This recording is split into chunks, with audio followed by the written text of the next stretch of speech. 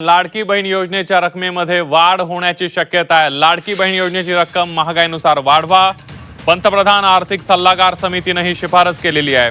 योजनेचं मूल्यमापन करून बदल करण्याच्या सूचना सुद्धा करण्यात आलेल्या आहेत। वाढती महागाई आणि बदलत्या कौटुंबिक गरजांनुसार थेट बँक खात्यात जमा होणारी सध्याची 1500 रुपयांची रक्कम पुरेशी आहे की नाही हे तपासण्यासाठी या योजनेचं मूल्यमापन करावं आणि त्यामध्ये बदल केले जावेत असा सूर या समितीच्या ताज्या चर्चासत्रातून उमटलेला आहे। जसजशी महागाई वाढते तसतशी या रकमेत सुद्धा वाढ केली जावी अशा सूचना त्यांनी प्रत्येक राज्यांना केलेल्या आहेत। याचा अर्थ काय होतो तर या योजनांमुळे गेल्या 2.5-3 वर्षांमध्ये संपूर्ण जवळजवळ 15 पेक्षा जास्त राज्यांतील 12 कोटींपेक्षा जास्त महिलांना आणि त्यांच्या परिवारांना फायदा होत आहे। तेव्हा विरोधकांसाठी आता हा चांगला धडा आहे।